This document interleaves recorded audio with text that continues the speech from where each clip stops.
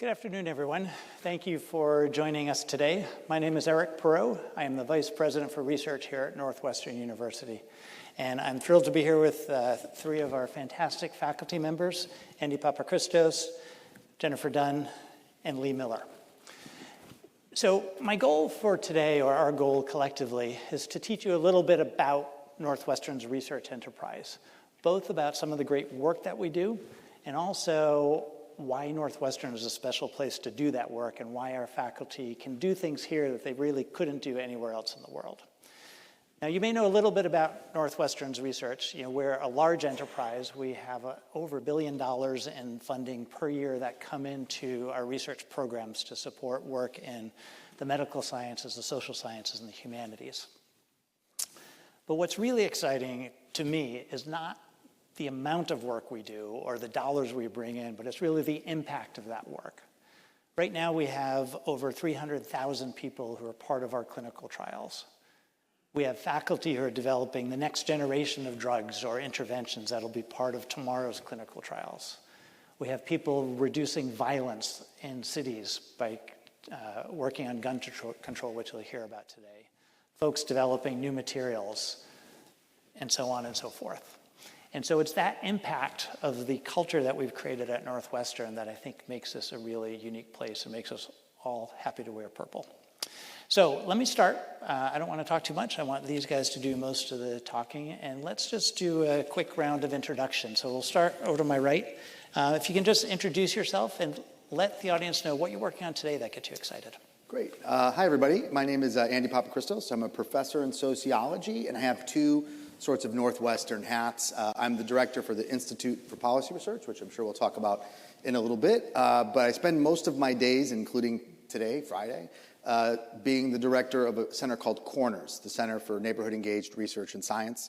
We have 23 full-time employees, from data scientists and lawyers and social workers, and we're working on a variety of research projects looking on ways to reduce gun violence in America, but specifically in Chicago in the state of Illinois.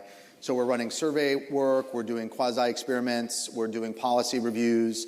All of this work is really looking to evaluate programs, to innovate and build programs. In some instances, we're bringing data to frontline workers to improve their jobs. And all of it is leaning towards having a policy impact. And literally what I was working on today, Monday I'm testifying before the state about their investments in gun violence prevention. Gun violence is a problem for those of you that haven't been reading news for 100 years. And so Monday we're talking about the state, and the state of Illinois has actually put unprecedented investments into this space over the last decade. So our work is trying to inform how to best use that money, making sure it gets to the right places, and also that the programs work and are bringing these sorts of things down. Great, thanks. Jennifer? I was going to start with a question. I was wondering if you've ever thought about whether electric vehicles really help us address climate change as compared to gasoline-powered vehicles, because when you have an electric vehicle, you need to manufacture the battery, you need to mine all the minerals that go into the battery, and how do we really know that the electric vehicles will offer us low greenhouse gas emissions? Well, to answer questions like those, you really need to build a lot of new data sets to help us understand these different supply chains.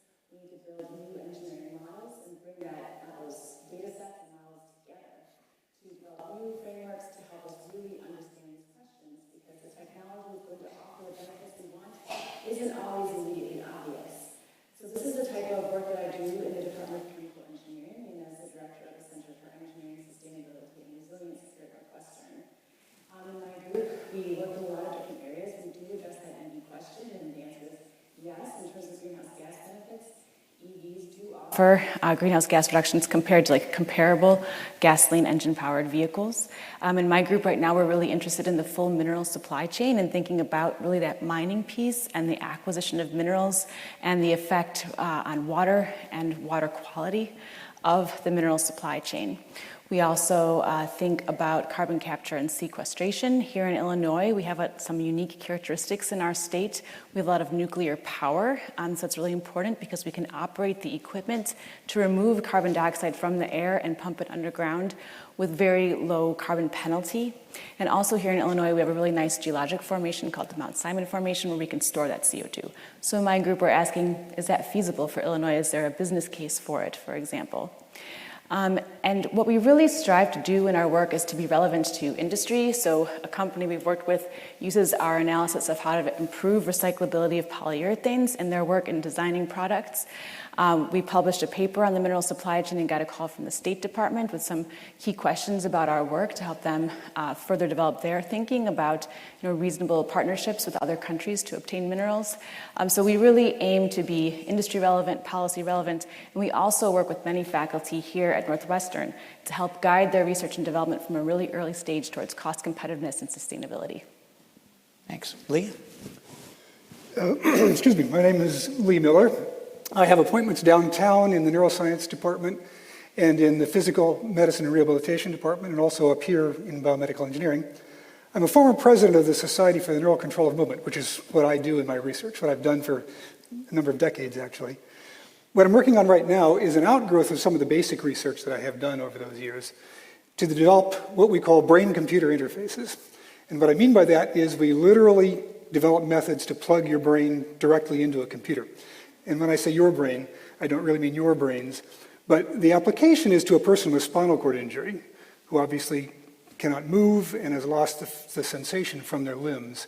So we can surgically implant hundreds of tiny electrodes into the motor, the movement parts of the brain, and the sensory parts of the brain. And by recording from the motor electrodes, we can translate what the person is trying to do but can no longer actually execute, and use those signals to control the movement of a robot. In the other direction, we can sense what that robot is touching or what the angles of the limb are and stimulate the somatosensory parts of the brain to reconstruct a sort of crude sense of the feeling back from the limb. This is all part of a consortium called the Bionics. That's the long one.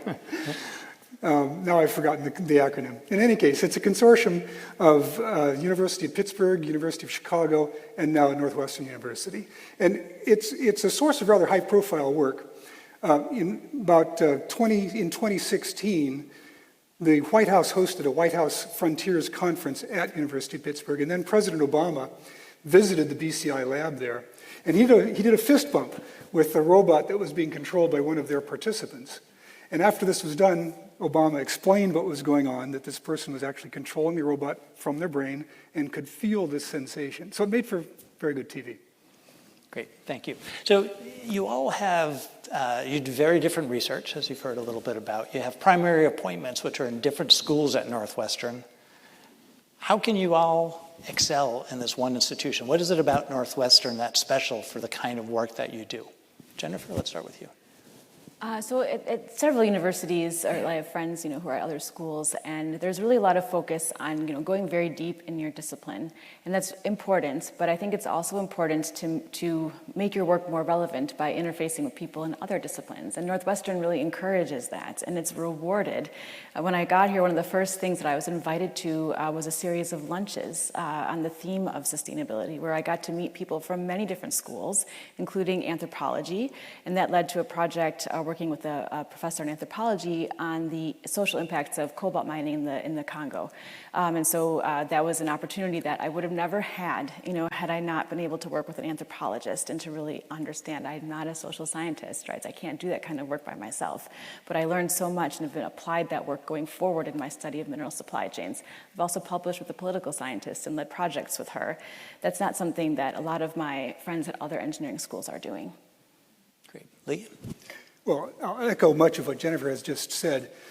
In particular, the opportunity to talk to people that have different perspectives on problems is invaluable, I think, in the academic discipline. If we get all locked inside our own heads thinking about a problem, it's very easy to overlook important things, to make assumptions that aren't appropriate. But once we need to explain our ideas to someone else and discuss them, I think we can quickly vet these kinds of scientific ideas, in my case, in a way that I simply can't do by myself.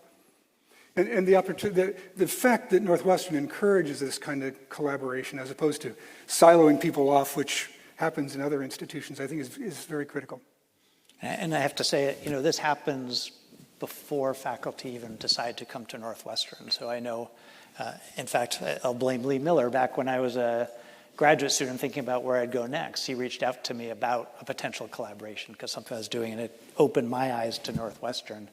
And as I was a chair a little while ago in the Department of Biomedical Engineering, and I was surprised when we would get whoever we wanted in terms of faculty. I would always ask them, well, why did you come here instead of going to Columbia or here instead of going to Harvard? And they said, I could tell that people work together and that it would change how effective I could be as a scientist. Now, just continue this a little bit more. Andy, you've come here from a different institute, two different institutions, actually. I don't know, in answering this question, if you can compare a little bit of the kind of academic environment you saw before you came to Northwestern, how Northwestern has been different. Yeah, like Eric, there was something special about this place. So I had done my graduate work at the University of Chicago, and then I had professorships at the University of Massachusetts, massive state school, and then Yale. And I chose to leave Yale to come here, actually for many of the reasons we've already heard, which is the institute that I currently direct, the Institute for Policy Research, or IPR. It was founded in 1968 as a true interdisciplinary hub. And the word interdisciplinary is very much like a buzzword. But literally since I've been here, I've collaborated with a neuroscientist, a linguist, lawyers, sociologists, of course, but also psychologists and psychiatrists. And at IPR, you're bringing people together from across the university to innovate. And so when I came to visit, it was one of the things that immediately stood out to me, which is they get together. And by the way, the faculty want to be at IPR. Not that we don't want to be in our departments. We love our departments. We don't have faculty meetings at IPR, so that's maybe one reason. But people show up because they're really engaged in talking across those traditional boundaries. And I think I've heard it, that's where innovation happens as well, right? So I do network science among humans, but I now work with a neuroscientist that does neural networks. The mathematics is the same, but the applications were fundamentally different. And all of a sudden, we're innovating on techniques that are being used literally on the streets of Chicago to stop gun violence. And that was something I had tried to do at other places. Yale is very much beholden to a brand. I had a good experience there. It wasn't a great experience because I couldn't do this. There are lots of barriers to innovation at Yale, especially in the social sciences. And the University of Massachusetts was a great flagship institution, but it was so big that things were very much, it was hard to get outside of my department physically. There were no sort of incentives to do that. So it was very much kind of a closed department, which was good at that stage, but I knew I wanted to have that sort of work that kind of went across the sort of traditional boundaries, because that really is kind of, the rest of the world doesn't, when they look at science, do they care you're a sociologist or a political scientist or a psychologist?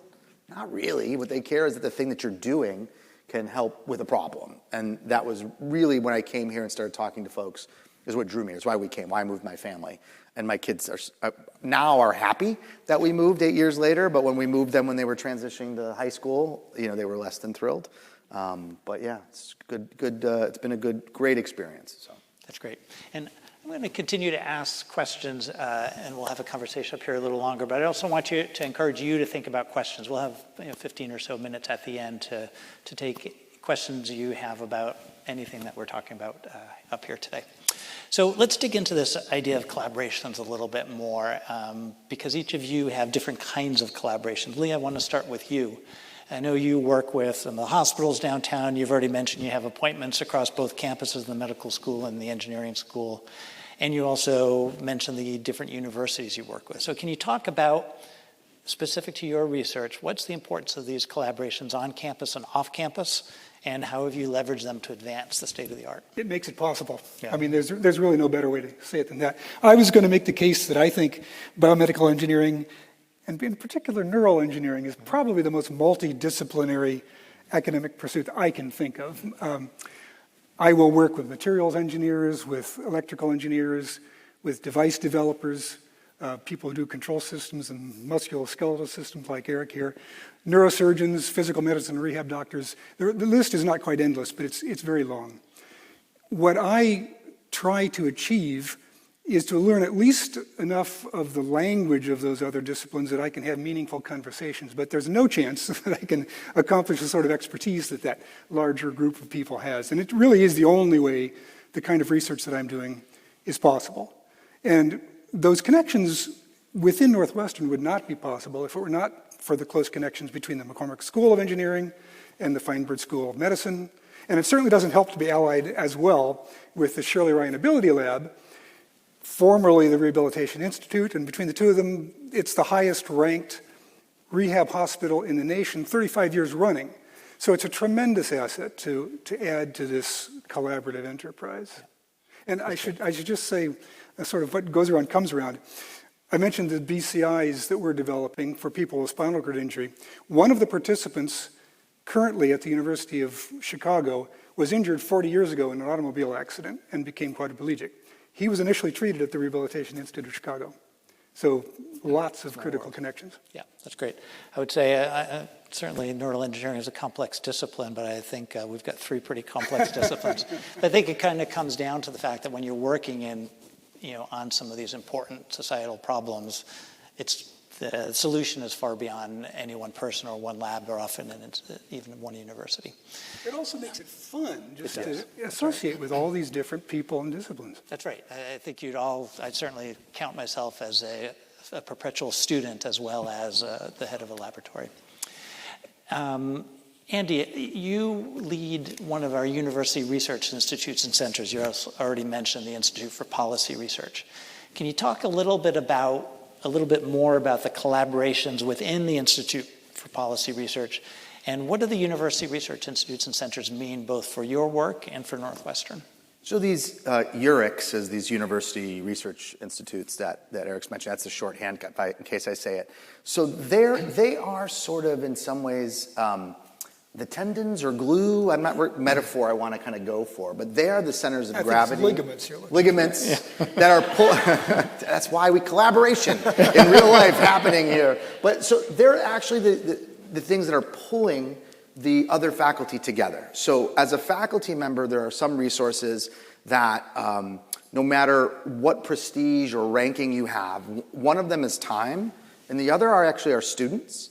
And of course, what IPR does is it helps offset some time in other people's departments so that they can invest it literally in these sorts of collaborations. We have small seed grants. We have a summer research assistant program. We have weekly meetings that literally 45 people will come to on topics ranging, from gun violence, development, sustainability, political partisanship. We're having we pay special attention in our institute to try to translate people's social scientific work into policy impact. We had briefings on the Hill last year. We'll be at the State House this year. I mentioned I'm testifying on Monday. We're trying to also make sure that work gets outside of the university and into the people that are doing it. And that's not something that faculty are necessarily trained to do, right? Many faculty members don't leave the lab. Some shouldn't leave the lab. They should stay in their labs. It's a great place to be. They're very beautiful labs, but we don't want them talking, necessarily. I'm only partially joking, by the way. But for those that our work really can do that, but we try to provide that infrastructure. Actually, a lot of it comes from peer learning, from faculty that are good at it, but also our professional staff that support them, right? So we provide really basic comm support, grant support, so that we can focus on our research, but also make sure it reaches those sorts of spaces, especially in the social policy and the other policy realm where it's hard to have a tangible connection to something, like when you're talking about brains and putting things in, like people can remember that, but if we start talking about lending practices, unless you've been there, it's hard to kind of understand it. So we're really trying to work on that, and we're doing that again across the schools and the units, which are really hard to do. And these institutes that Eric helps oversee, of course, is one of the elements that does that. That's part of what we do, is make those bridges possible for faculty, and then it's just generative. It kind of feeds back on itself, which has been a lot of fun to be a part of. The demand for faculty to get into the Institute for Policy Research is huge. It was very high, Terrific. So it's all your charm.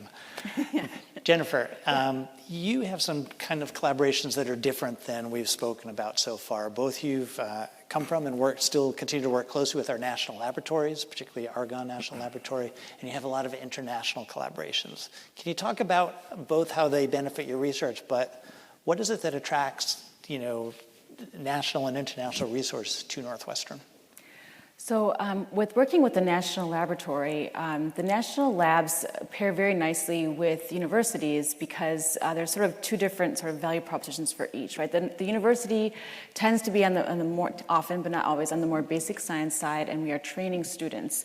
Whereas the national laboratories, some pieces of them are really based on user facilities that are looking to do the translation from basic science to the real world. So one example of this at Argonne is the Materials Engineering Research Facility, which allows faculty members who are working on developing a new material, for example, to go and then try to make that material at a larger scale than they can in their lab. So, think about using like a little teapot in your kitchen to having a big like fermentation reactor or something like this in a larger facility.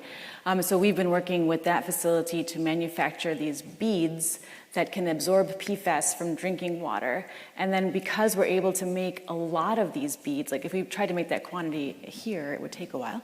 So we can make a large quantity more quickly, and we can go test that. So there's a test facility at our water treatment plant facility here in Chicago that's testing these materials. And then I get to use the data from this more real world situation to assess the costs and sustainability impacts of deploying that technology. So that's one example of a really nice kind of start-to-end collaboration between Argonne and Northwestern, and that's with faculty in civil and environmental engineering, chemistry, and me.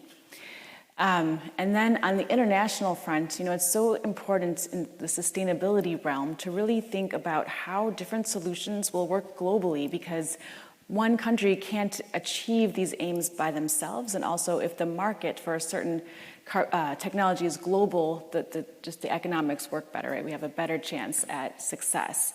And so I do a lot of collaboration with people in other countries. So right now we're working with universities in Chile, Sweden, and Australia. And those collaborations that I've been building over the years have opened doors to undergraduates and graduate students spending time at those universities. And that's supported in part by our Buffett Institute, which is a wonderful resource for students interested in engaging in international research. So just on Monday, I was chatting with some people at Chalmers University in Sweden, and there's an undergrad on the phone. She's currently studying abroad in Paris, and then she's going to go from Paris to Sweden, spend a few weeks there in December. I'm sure her parents are thrilled. I'm really sorry about that. She's going to be late getting home for Christmas. But anyway, she's going to spend some time in Sweden in December and toughen up her cold tolerance. But and then she's going to come back and finish the project here with me in the winter quarter. But we were chatting about the project, and she's super engaged with these faculty. I've sent undergrads to Chile to do research on water-saving technology and mining. And then I have a graduate student who's been awarded a Fulbright to study at the University of Queensland, where we have a collaboration. So I'm excited because that will deepen the collaboration with them. And so all these experiences help students really kind of opens their eyes to the world and helps them understand how technology works in these different international contexts. Thanks. So you all are part of really large research programs, both within your labs and beyond that. And obviously we need to support the kinds of research you do. Medical research in particular is very expensive. And working with communities can be very expensive, and obviously international work can be too. At Northwestern, we have multiple sources, from federal government to private foundations to philanthropy and also institutional funds. I'd like you to speak a little bit about the typical sorts of funding that you use for your research, and also in these current times when there's so much changing at the federal level and we're not quite certain which kind of research will be funded in the future. How are you thinking about funding today, and what are you thinking about for tomorrow? Andy, let's start with you. I think you tend to use a lot of philanthropy in your work. So right? a lot of my work, by the way, because I study gun violence, until about 8 years ago, there was actually an amendment prohibiting the funding of gun violence research by the federal government. So almost all of our work was private. That was overturned, including from the person who originally wrote the piece of legislation. So the CDC and NIH started funding gun violence and gun violence prevention research about 8 years or so ago. That, of course, is gone. So most of our work comes from philanthropy, foundations, private donations. The interesting thing that's happening right now in the current moment, and I have a 23 full-time staff. I had 30 till a couple months ago. We've lost money that had been coming in, but the foundation world has had to switch funding to go to direct services and away from research because there's a more need for our partners that we're working with are literally out there trying to get people to stop shooting each other, and they were getting a certain pot of money that has shrunk because of the federal resources that have gone to them, including went directly to the state. They've had to calm things down, move things around, which means they're taking away money from research and having to provide a direct services. And foundations will step up. Foundations don't last forever, I think, is part of the strategy. They usually are on a topic for 10, 15 years, and then you move to the next topic. It's their money. They can do with what they want. So that's been the biggest source. We've been fortunate to have a lot of foundations that care about the city. And so a lot of the folks that care about Chicago or Chicagoland really continue to invest. MacArthur, Joyce, there's a conglomerate of family institutions, Crown, McCormick. They all kind of do fund in this particular space that focus on city-related issues, violence, education, health. So that's been our main source. We have had federal funding. Some have been pulled. At IPR, of course, we've been hit a large from the DOE grants, a lot of education research that is in our institute's orbit as well. But continues to kind of be the case that'll probably be our short term. We'll have to continue to focus on foundations. Great. And do you think what are some of the foundations that might be able to fill the void of the Department of Education? That's a tough question. Foundations don't fund at the level of, say, NIH or CDC. By the way, even within the units, when you look at the National Institute of Justice, it had $40 million, not billion-dollar budget that was cut, and so all these things are kind of trickling down. It's not clear. Spencer, but they don't have the same sort of thing. Again, Arnold Ventures, MacArthur, but their budgets are minuscule relative to what the federal government would contribute in there. And also, they're not, they're not state institutions. And so, when you're thinking about where most of the education is happening in public schools, that has an important effect on how things get funded. You would assume that would be the same with public safety, but we don't view public safety the way we do public education or public health, or at least how we fund it. Thanks. Jennifer, how about you? What is funding looking like for you these days? So historically, I would say at least 80% of my funding came from the federal government, largely from the Department of Energy. The part of the Department of Energy Department of Energy has a basic science side and an applied science side. I'm definitely on the applied science side. So this has actually been in the news a bunch. I'll come back to that. U.S. Department of Agriculture and the National Science Foundation. So the Department of Energy, the Agriculture Department is, I don't even know what to say about that because I don't know it as well. But the Department of Energy, the applied side has really come under fire. So I believe it was Tuesday morning, there was a news story in Axios that I forgot how many $1 billion were pulled for clean energy projects, most of those funded by the Office of Clean Energy Demonstration. So the intention of that office was to go and deploy on a very, very large scale, like unseen ever, technologies like carbon capture and sequestration, also hydrogen as an alternative energy source made from electricity that in turn is produced from renewables. So super low carbon hydrogen to use in industrial heating, for example. So there was a big investment in those spaces that's now been entirely pulled back. And I actually just received word before this event that our carbon capture and sequestration project was formally canceled. So that source is going away. Normally in any given year, I put in at least around 10 to 15 proposals for federal funding. This year I've put in 2 so far. So it's a really dramatic change. Like you hope you get lucky with those 2, but normally you need to put in quite a large number to get a handful, to be successful with a handful. So what this will look like for me in the next year is that my research group will have in size. I've already let 2 people go who ended their contracts as postdocs, and then I've asked 2 students who would normally have 2 years left here as PhDs to finish up in 1 year. And then we'll just be a little bit smaller.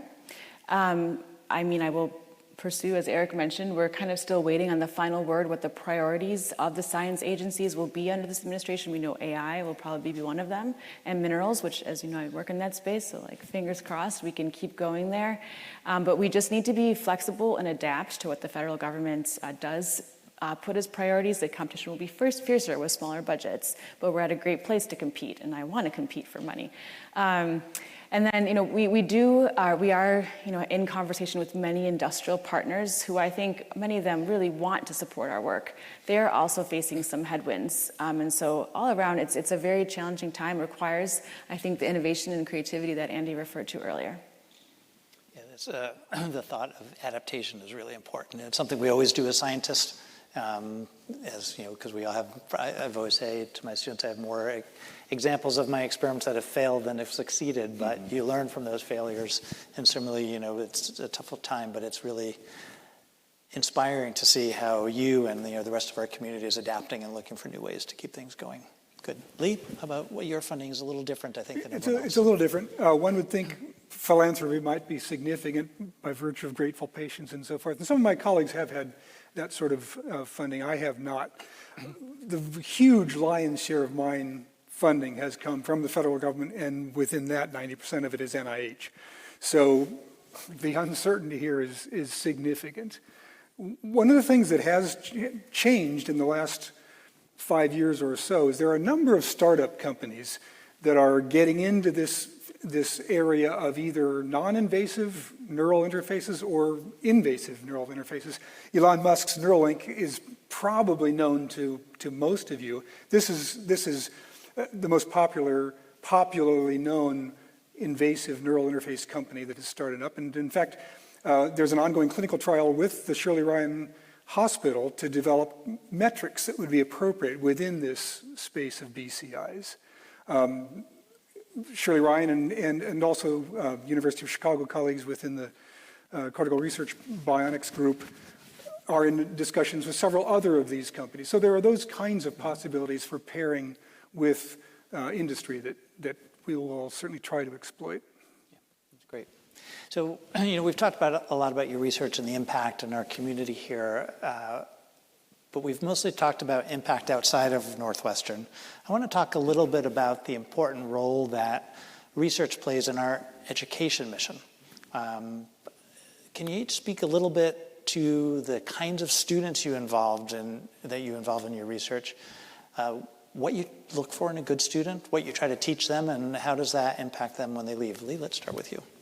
So partially, I think because my lab was in the downtown campus, I have not had much undergraduate involvement, a little bit. Mostly I've had PhDs, a few master's students. And when I look around and compare myself to some of my colleagues, I have had phenomenal success at recruiting outstanding PhD students from Northwestern. It just has not been difficult. And I'm just tremendously grateful about that. How do I recruit them? They've got to be articulate. I want to sit down and be able to have a conversation. And I typically have a sense within 10 minutes of whether this student is going to be interested in exploring interesting problems and kind of knows how to think about them and so forth. And so that's very important. One of the first things I try to teach them is to be skeptical.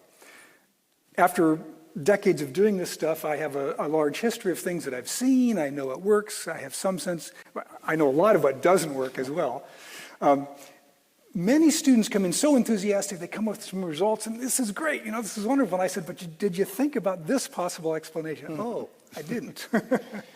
And so often we're kind of fooled by what looks successful until we look a little bit deeper. So the ability to be skeptical about your own results is really important, I think. Yeah, those critical thinking skills, and those translate far beyond the laboratory. Absolutely. Now, just in contrast, Andy, I know the Institute for Policy Research has a summer program specifically for undergraduates. Can you talk about that a little? Yeah, so the Institute for Policy Research, we don't have a major or certificate program yet, but we have massive student demand to do research that is on issues that they care about or particular policies that they care about, right? And so last summer, we have a program that we run in the summer called our Summer Undergraduate Research Program, where we pair them with faculty, right? And faculty, we pay half the cost for faculty, so faculty get a research assistant, and the student get hands-on experience doing kind of policy work. And it will vary based on what they're interested in. Are they mathematical models in social science? Are they sociology? Are they political science? We try to do a little bit of matchmaking, but really what they get is to see what sort of non-hard science research looks like. What does it look like to do a survey in Chicago? What does it look like to crunch big data or develop an algorithm or analyze political documents with large language models? And the demand, we had 236 students apply, and we could only take 18 this last summer. It's a lot of demand, but not a lot of support. It costs to sort of support students properly, especially in the summertime when there are internships and other things going on. But something that Lee had mentioned, we often remind students that think they're coming in sort of with some sort of political agenda. I always say, don't ask a question you don't want the answer to. Because often what you find is it's not what you think, or it's super complicated. Because this is research, this is policy research. It's not advocacy, it's not activism, it's actual research. And so research has a process. You have to replicate it, you have to go through the stages, you have to follow the scientific method. And that's where students really, I find, grow, right? Well, a lot of the programs that we evaluate with gun violence, we had 2 students this summer. Like, sometimes it works and sometimes it doesn't. That's true of most medical, social, and other innovations. Like, it doesn't always work the same way. So how do you then figure that out? It requires a different method, right? It might require a qualitative method or document review or case studies, right? So students then get pushed and one question leads to another question. So that seems to be the experience regardless of topic, but they're studying all sorts of things.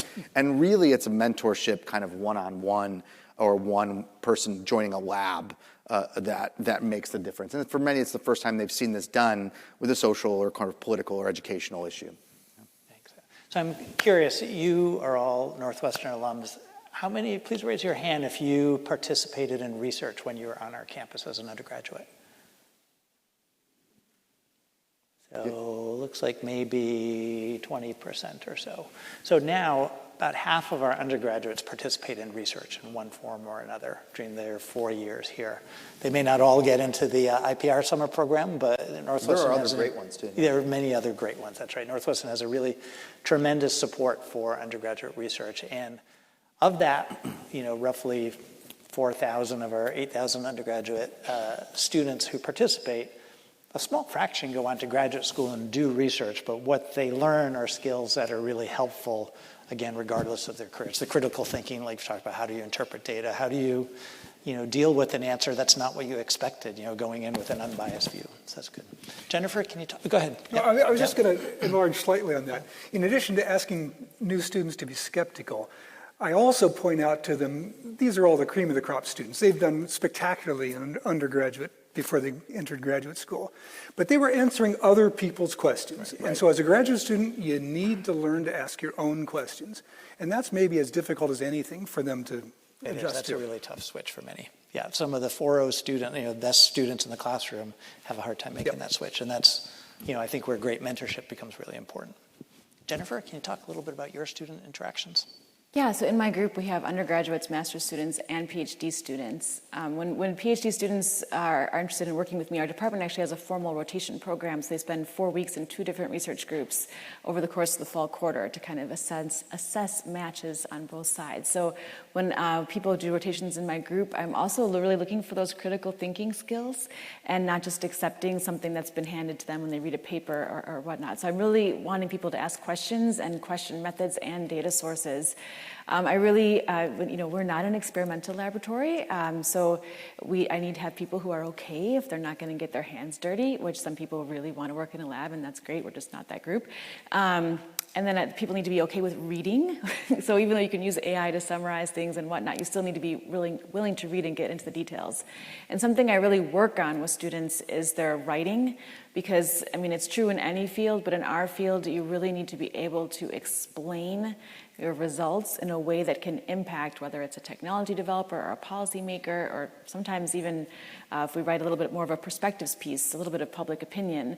And so the writing piece is really important to me. And I've been really lucky to have a few outstanding writers who can then mentor the younger students. And undergrads, I just love the enthusiasm that they bring to the laboratory, and we've been able to include many of them on publications, as I mentioned, send many of them abroad for experiences. Thanks. All right, so I'd like to end my questions with just going back to the research that you're doing in your laboratories. I want you to think forward for us 5 to 10 years. What's your research domain going to look like, Andy? 2 things. One is this getting frontline staff data and tools to improve their work, right? So a lot of nonprofits, outreach workers, social workers, they're using their brains, which is brilliant and powerful, but the problem is so complex, a little bit of data and a little bit of data analytics go really, really far. So this includes increasing data literacy, but building tools specifically for the task, which is one of the things that we're doing. We're leaving the pilot phase on some of these tools, which we co-designed with partners and frontline workers.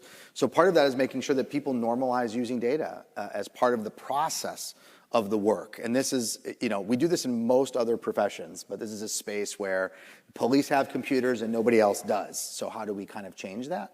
And the other issue is scaling up violence prevention efforts. So there are 13,000 police officers in Chicago, 35,000 teachers. There are 300 civilian outreach workers, right?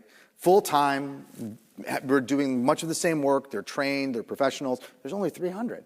I don't know if we need 13,000, but we need more than 300, and you need to have the systems to support them. So when we think about public safety infrastructures and innovations, that needs to be scaled as well. And I think those two things are what we're working on, how to do that, what are the successful ways, when does it work? That's what we have to scale. We don't want to scale the stuff that doesn't work. So figuring out implementation science. I've been working with folks down the dean downtown at the social sciences and medicine to help look at implementation. So those are the two things, scaling these innovations and scaling technology. So I want you to brag a little bit.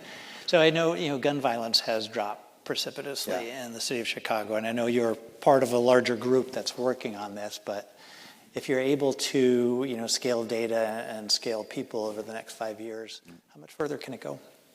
How much well, let's just be clear what the goal is. It's to get below LA and New York, because Chicago is the greatest city in the country.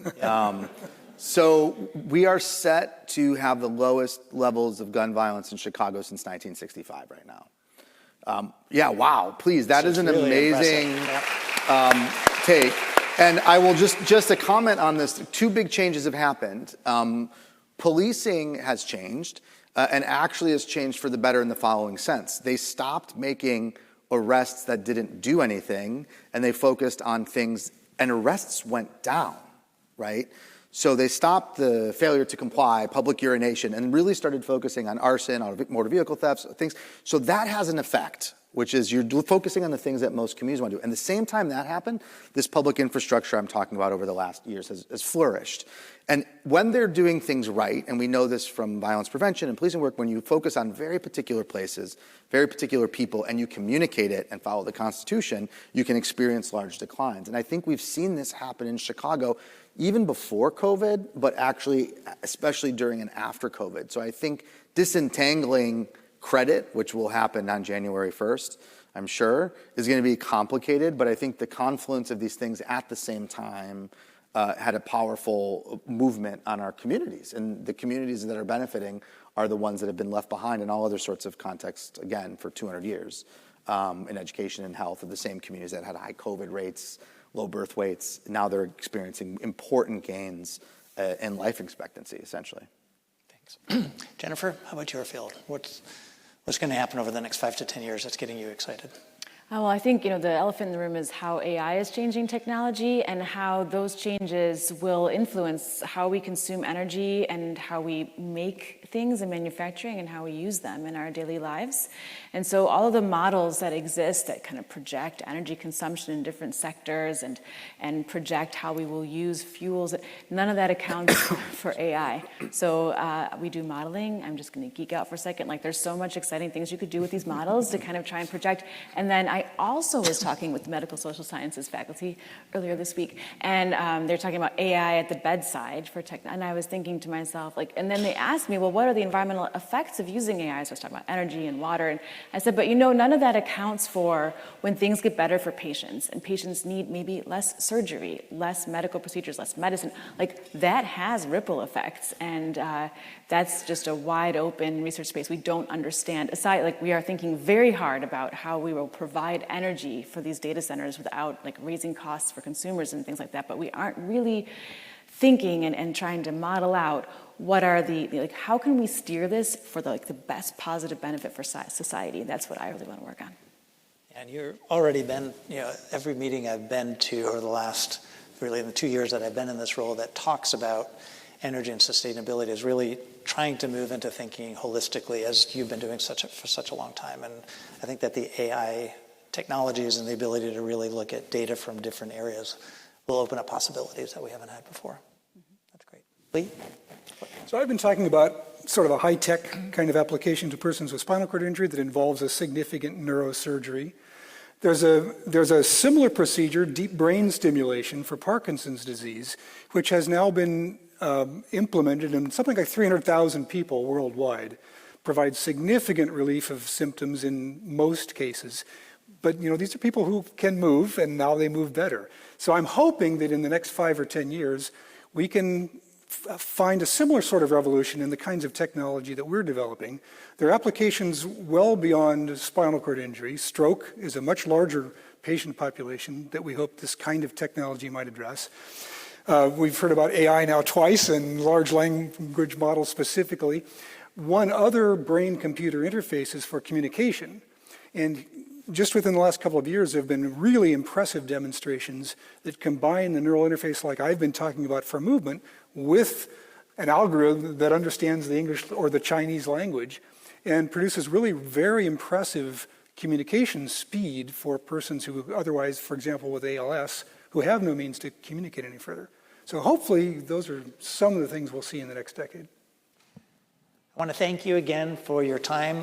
Thanks to all of our panelists. This was great. I appreciate the conversation we have. I hope you've learned.